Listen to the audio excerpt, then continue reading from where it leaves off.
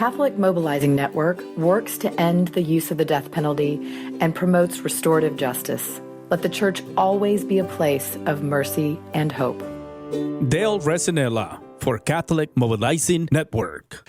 When I look to the biblical record, you were quoting from Genesis 9:6.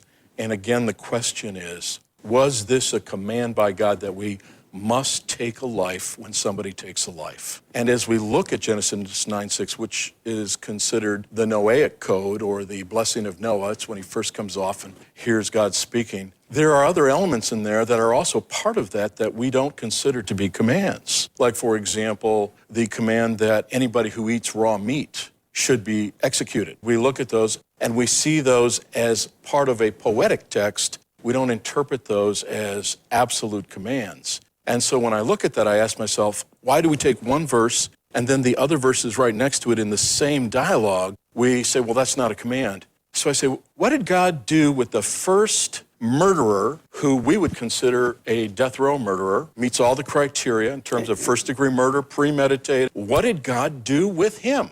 Did he do something different, or did he do what he did with Cain? And of course, that's Moses. In Exodus 2:12, we have Moses coming upon an Egyptian overseer, which is a law enforcement officer. He comes upon him and sees him beating a Hebrew slave. Moses kills the Egyptian overseer, who's performing his legal functions. Then he buries the body. And Exodus even tells us that before killing the overseer, Moses looks this way and that. Premeditation. So we have premeditation, we have killing of a law enforcement officer, and we have covering up the crime after the fact. Most any death penalty state in the United States, Moses is on death row. Did God require Moses to be executed under Genesis 9:6, or did he do what he did with Cain?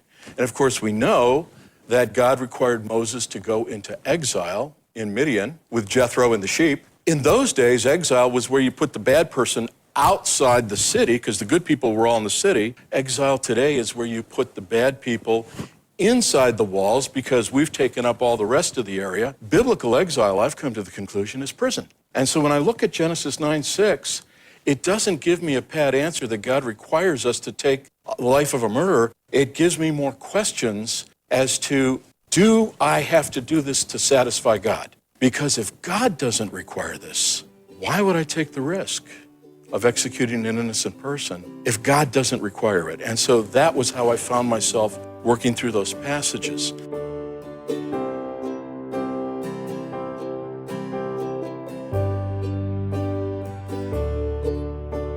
You also mentioned Romans 13:4. Romans 13:4 is fascinating because the two key words in English are the sword, which you mentioned, and execute, to execute justice, which is what's used in the King James.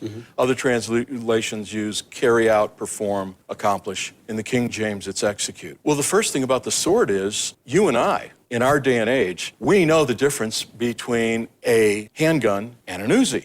Those might both be described by the word gun, but we know the difference. Well, there were different words in the Greek to describe what we would call a sword. The word that described the sword that was used for capital punishment, which was beheading, that's where the term capital comes from, the head, is not the word that's used in the Greek in Exodus 13:4. The word that's used in the Greek is the Greek word for a dagger that's worn on the belt, which was frequently used as a utility knife, or was used when one was traveling in case somebody jumped you. You could use it for self-defense at close range. It also was well accepted in Koinonia Greek as a symbol for judicial authority. The next word is execute. And when you go to the Greek scriptures for that passage, there's no verb in that part of the sentence. That's why in most King James Bibles, in Romans 13:4, the word execute is in italics, because the word doesn't appear in the Greek as a verb. It had to be inserted by the translators for the sentence to make sense in English.